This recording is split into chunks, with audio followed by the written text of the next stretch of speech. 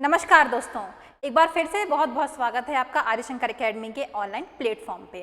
तो आज ये हमारी दूसरी क्लास होने वाली है और पहली क्लास में हमने जाना था साइंस के बारे में। तो हम अपनी साइंस कक्षा को लेके ही चल रहे हैं। पहले हमने क्या देखा था कि साइंस क्या होता है। पहली कक्षा में हमने जाना था कि साइंस की शाखाएँ क्या हैं। तो साइंस क्या है या विज्ञान क्या है? विज्ञान प्रकृति घटनाओं का तर्क एवं प्रयोग पर अध्ययन ही क्या कहलाता है? विज्ञान कहलाता है। इसके बाद हमने देखा था कि विज्ञान की मुख्यतः शाखाएं कौन कौन सी होती हैं।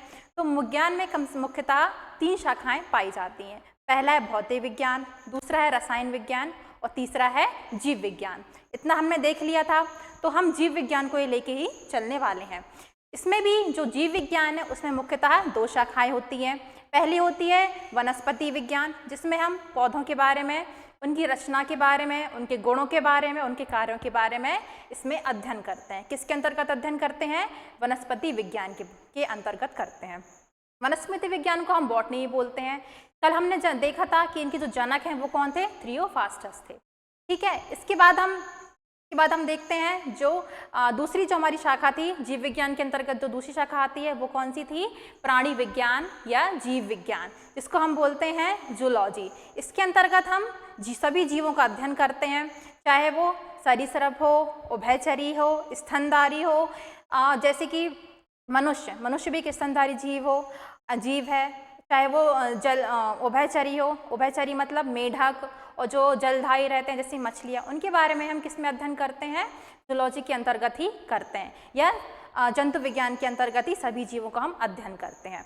इसके बाद हमने देखी थी सेल के बारे में, कोशिका के बारे में। यहाँ से हमारा मुख्य जो टॉपिक है वो स्टार्ट होता है।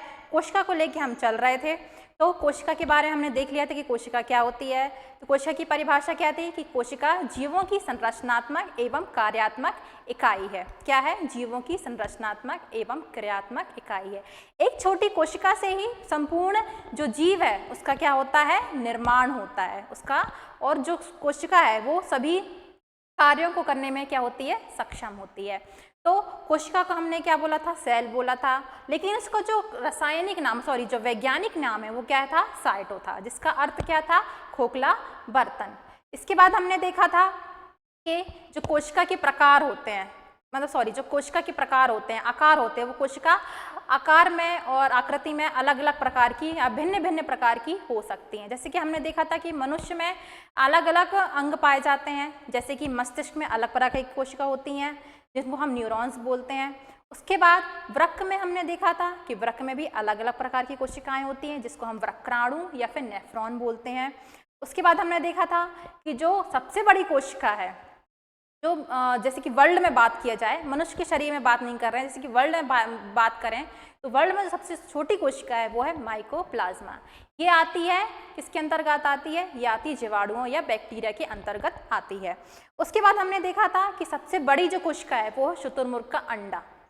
जो शुतुरमुर्ग के अंडे की जो कोशिका होती है वो सबसे बड़ी कोशिका होती है। बात करें मनुष्य की कोशिका के बारे में, तो मनुष्य की सबसे बड़ी जो कोशिका है वो है अंडाणु। जो स्त्री का जो एक अंडाणु होता है या जो ओवम होता है वो सबसे बड़ी कोशिका या सेल कहलाती है मनुष्य में। उसके बाद बात करें कि मनुष्य की जो सबसे छोटी कोशिका है वो क्या होती है? शुक्राणु होती है। शुक्राणु किसमें पाया जाता है? नरों में पाया जाता है, जो प्रजनन में मुख्यतः भूमिका निभाता है। अंडाणु भी क्या होता है? एक प्रजनन में बहुत ज़्यादा मतलब एक मुख्य भूमिका जो निभाता वो होता है अंडाणु होता है। आज हम शुरू करते हैं अपनी क्लास में। सबसे पहले हम क्या देखते हैं? कोशिका के प्रकार। कल हम यहाँ से शुरू करने वाले थे, तो आज हम शुरू करते हैं कोशिका के प्रकार। तो कोशिका कितने प्रकार की होती है आइए हम देखते हैं। तो कोशिका जो होती है वो मुख्यतः 2 प्रकार की होती है। कितने प्रकार की होती है? कोशिका मुख्यतः 2 प्रकार की। पहली होती है प्रोकैरियोटिक और दूसरी होती है यूकैरियोटिक। कितने प्रकार की होती है कोशिका? 2 प्रकार की। टाइप्स ऑफ कोशिका, तो पहली होती है प्रोकैरियोटिक कोशिका और दूसरी होती है यूकैरियोटिक कोशिका। तो हम देखते हैं कि यूकैरियोटिक कोशिका और प्रोकैरियोटिक कोशिका क्या होती है। पहले हम बात करते हैं प्रोकैरियोटिक कोशिका की। किसकी बात करते हैं हम? प्रोकैरियोटिक कोशिका की। इसके बारे में तो हम देखते हैं कि प्रोकैरियोटिक कोशिका क्या होती है। प्रोकैरियोटिक प्रोकैरियोटिक कोशिका। ये जो कोशिका होती है वो कैसी होती है? ये अविकसित कोशिका होती है। प्रोकैरियोटिक कोशिका कैसी होती है? अविकसित कोशिका होती है।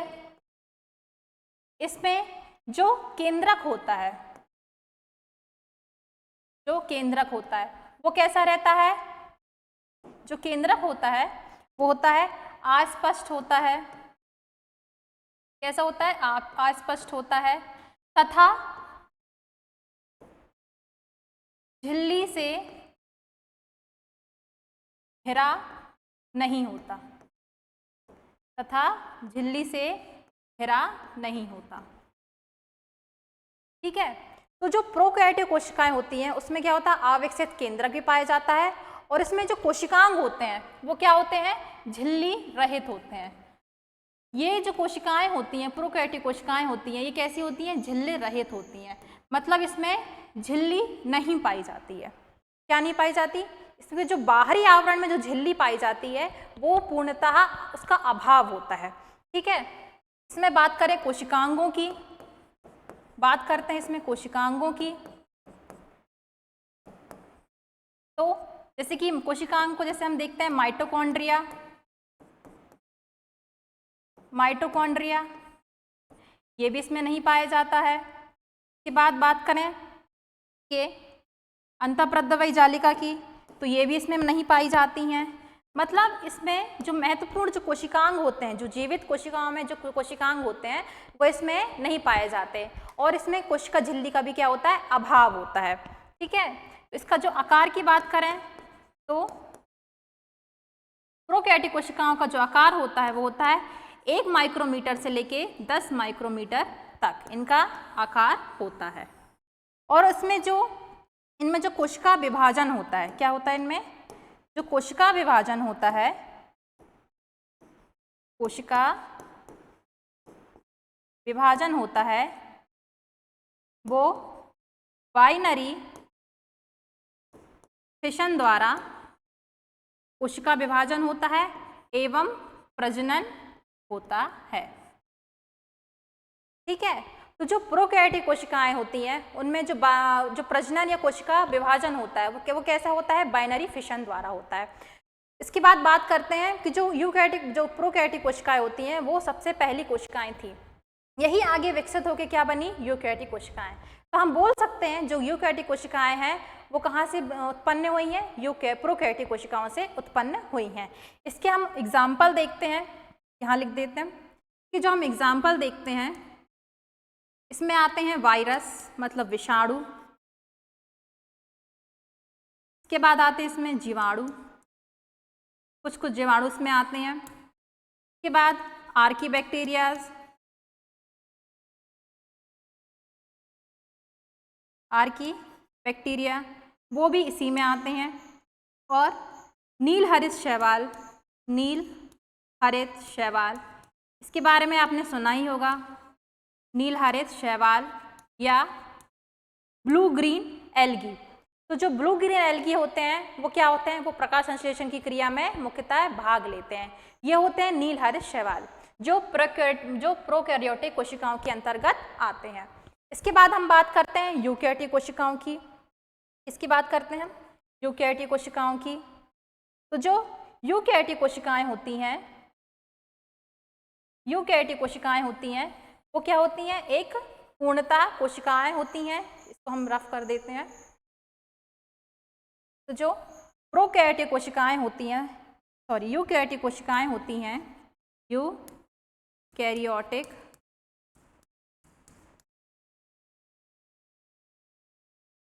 यूकैरियोटिक कोशिकाएं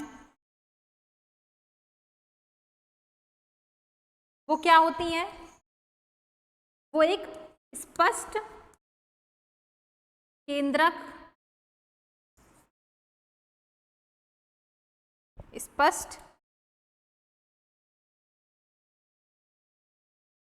स्पष्ट केंद्रक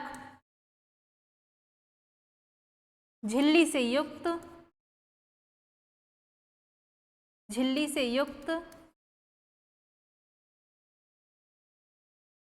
जिसमें जिसमें क्या होते हैं, जिसमें सभी कोशिकांग, जिसमें सभी कोशिकांग पाए जाते हैं, इसमें सभी कोशिकांग पाए जाते हैं। तो जो यूकैरियोटिक कोशिकाएं होती है वो एक पूर्णतः विकसित कोशिकाएं होती हैं, जिसमें केंद्रक पाया जाता है और सभी कोशिकांग पाए जाते हैं। केंद्रक के अंदर डीएनए भी पाया जाता है और बहुत सी कोशिकांग इसमें, मतलब सभी विकसित कोशिकांग इसमें पाए जाते हैं। सभी विकसित कोशिकांग इसमें क्या होते हैं, पाए जाते हैं। जैसे कि हम कोशिकांगों की बात करें, हम कोशिकांगों की बात करें तो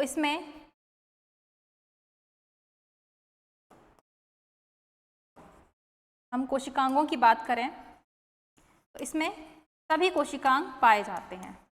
जैसे कि माइटोकॉन्ड्रिया,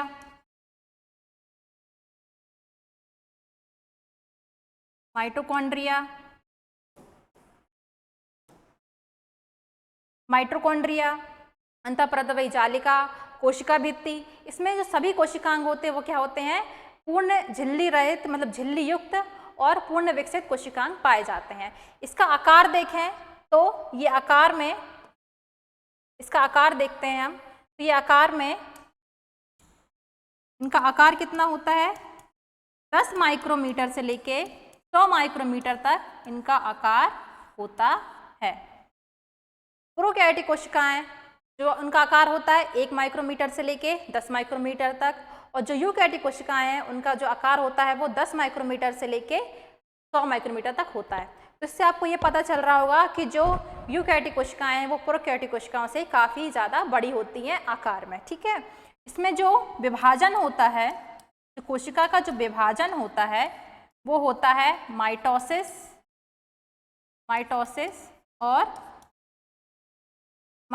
और मियोसिस के द्वारा। मतलब जो इसमें जो कोशिका का विभाजन होगा वो किसके द्वारा होगा, माइटोसिस और मियोसिस के द्वारा होगा। अर्धसूत्री विभाजन होता है उसमें और समसूत्री विभाजन होता है, ठीक है।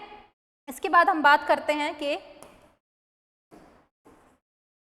यूकैरियोटिक कोशिकाओं में जो राइबोसोम होते हैं, यूकैरियोटिक कोशिकाओं में जो राइबोसोम होते हैं वो होते हैं ATS, कौन से होते हैं, ATS प्रकार के राइबोसोम पाए जाते हैं। और जो प्रोकैरियोटिक कोशिकाएं होती हैं उसमें कौन से प्रकार के पाए जाते हैं, 70S प्रकार के राइबोसोम पाए जाते हैं, ठीक है। इसके उदाहरण देखते हैं। जो यूकैरियोटिक कोशिकाएं होती हैं, पहले हम इसके प्रकार देखते हैं। तो जो यूकैरियोटिक कोशिकाएं होती हैं वो मुख्यतः 2 प्रकार की होती हैं। कौन कौन से प्रकार की होती हैं, पादप कोशिका और दूसरी है जंतु कोशिका।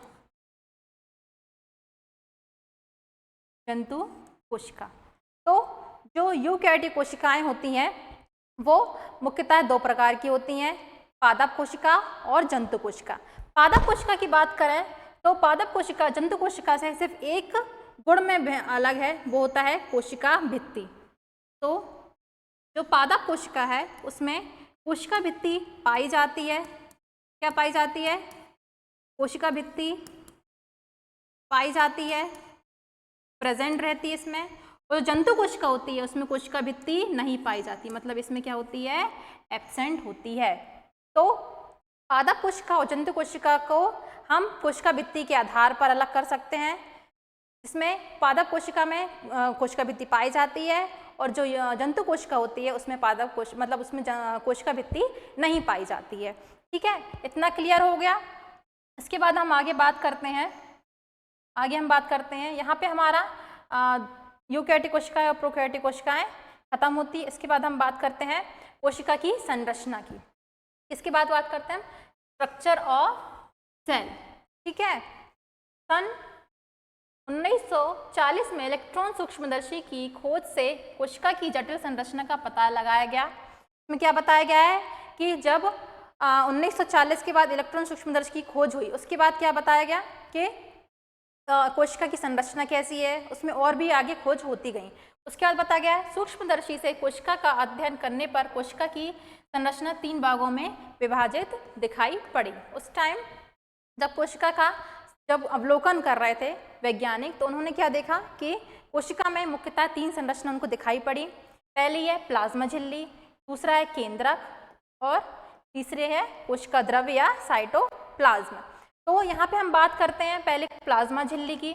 तो जो प्लाज्मा झिल्ली होती है, जो सेल मेम्ब्रेन होती है या जो प्लाज्मा मेम्ब्रेन होती है, वो कहाँ पाई जाती है? पहले तो आपने देखा कि जो सेल मेम्ब्रेन होती है वो किस में पाई जाती है? यूकैरियोटिक कोशिकाओं में। यूकैरियोटिक कोशिकाओं जैसे कि पादप कोशिका में और जंतु कोशिका में क्या पाई जाती है? कोशिका झिल्ली पाई जाती है। यह है पादप कोशिका में। ये कैसी पाई जाती है? पहले पादप कोशिका में क्या होती है? कोशिका भित्ति होती है। उसके बाद क्या होती है? कोशिका झिल्ली होती है, जो एक लचीली संरचना होती है। कैसी होती है कोशिका झिल्ली? लचीली संरचना होती है। लचीली संरचना होती है जो कोशिका भित्ति, पादप कोशिकाओं में कोशिका भित्ति के अंदर पाई जाती है। यह कोशिका को क्या करती है? संरचनात्मक आवरण प्रदान करती है। ये पदार्थों का आवागमन करती है। मतलब ये कैसी होती है? अर्धपारगम्य होती है। अर्धपारगम्य का मतलब क्या होता है? जिसमें से पदार्थों का जो स्थानांतरण है वो क्या होता है? होता रहता है। तो ये है प्लाज्मा झिल्ली। इसके बारे में हम आगे डिटेल में पढ़ेंगे। इसके बाद हम देखते हैं केंद्रक। तो जो केंद्रक होता है वो कोशिका में कहाँ पाया जाता है? केंद्र में पाया जाता है, बीच में पाया जाता है। इसमें ही क्या होता है? इसमें ही आनुवंशिक पदार्थ डीएनए पाया जाता है। ठीक है। इसके बाद हम बात करते हैं कोशिका द्रव्य की। तो कोशिका द्रव्य कहाँ पाया जाता है? कोशिका में पाया जाता है, जो क्या करता है? सभी कोशिकांगों को एक साथ संजो कर रखता है। ठीक है। इसमें सारी कोशिकांग क्या होते हैं? डूबे रहते हैं। किसके अंतर्गत? कोशिका द्रव्य के अंतर्गत। उसके बाद हम बात करते हैं कोशिका भित्ति की। तो जो कोशिका भित्ति होती है इसके बारे में हम नेक्स्ट क्लास में बात करेंगे, लेकिन इसके बारे में हम थोड़ा सा भी बता देते हैं कि जो कोशिका भित्ति होती है वो किसमें पाई जाती है? सिर्फ पादप कोशिकाओं में पाई जाती है। ये पौधों क्या करती है? सुरक्षात्मक आवरण प्रदान करती है। ठीक है। और ये मुख्यतः है सेल्यूलोज, हेमीसेल्यूलोज, पैक्टिन एवं ग्लाइकन की बनी होती है। तो आज की क्लास के लिए इतना ही। नेक्स्ट क्लास में हम पढ़ेंगे कि कोशिका भित्ति क्या होती है, कोशिका झिल्ली क्या होती है और केंद्रक के बारे में। कैसी लगी क्लास? अगर क्लास अच्छी लगी हो तो वीडियो को लाइक करें, शेयर करें एंड कमेंट करें। Thank you.